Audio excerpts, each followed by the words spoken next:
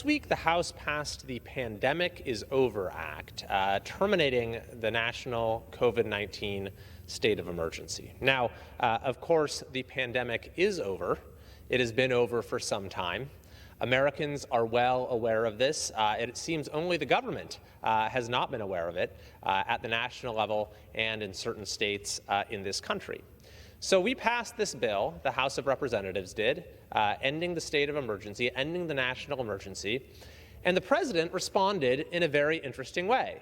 He agreed with us. He said, yes, the emergency is over on May 11th, which is a very interesting concept, emergency that you can schedule to end in advance.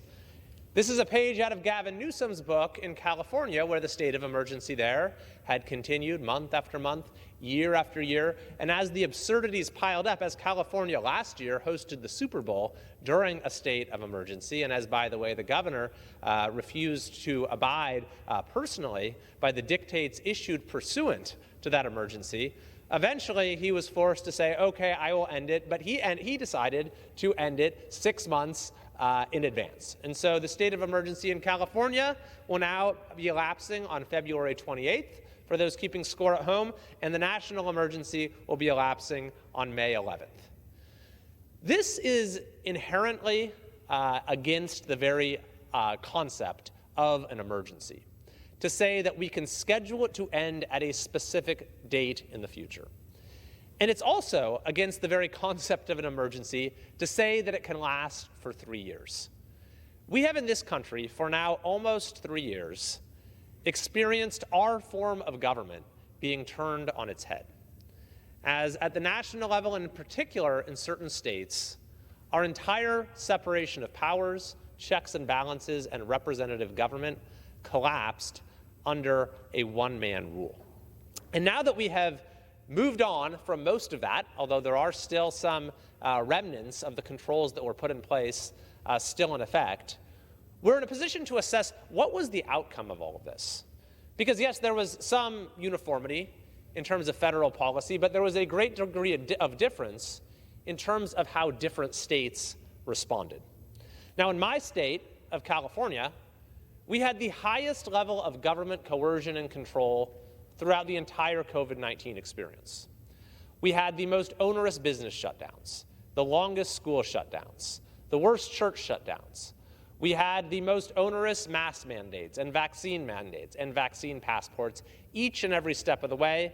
California had the highest level of government coercion and control, generally done via executive orders, without the say of the people, without the say of the legislature, without meaningful judicial review, with 40 million people of our state expected to simply comply. That was the California experience. That was the experience, to a lesser extent, of many other states. But then you had states like Florida that decided that citizens could be trusted to make decisions for themselves, that empowered local communities to govern themselves, that focused on disease control rather than population control. And so we can now look, having now been through this for a few years and have had very different approaches, what was the result of this difference in policy? Well, economically speaking, California had basically the highest unemployment rate in the entire country throughout the COVID-19 state of emergency, whereas Florida had just about the lowest unemployment rate in the country throughout the state of emergency.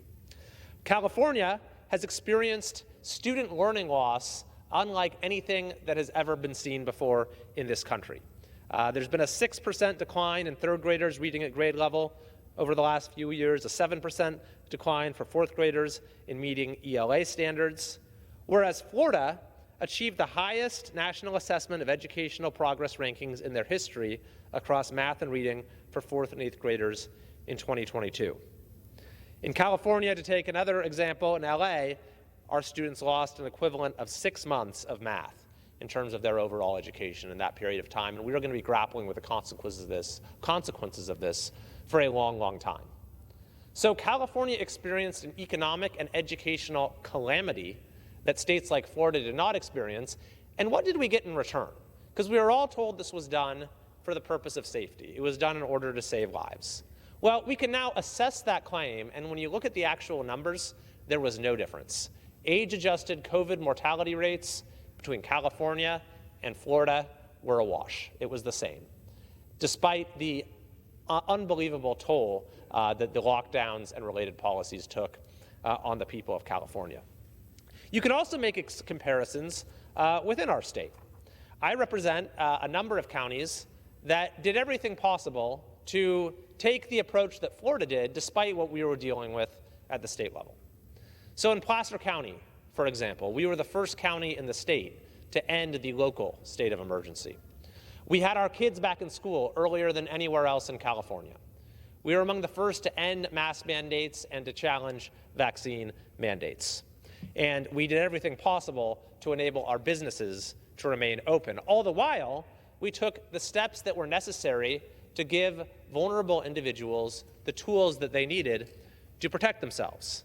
Now, all the while, those of us who favored trusting citizens, who favored freedom, were attacked viciously by the likes of the governor of California, who personally attacked me by name and said that I believed it would have been better to let Californians die. Well, again, you can look at the results in Placer County as compared to other parts of California. Our students did much better. Our employment rate was roughly half the state average, and our public health outcomes were much better, with a COVID mortality rate about 2/3 that of the rest of the state. So the evidence now is very clear as to what approach worked and what approach didn't. That those states that tried in as much as possible to maintain the structure of our constitutional form of government did a lot better than those states that decided an emergency could be used to effectuate a indeterminate one-man rule.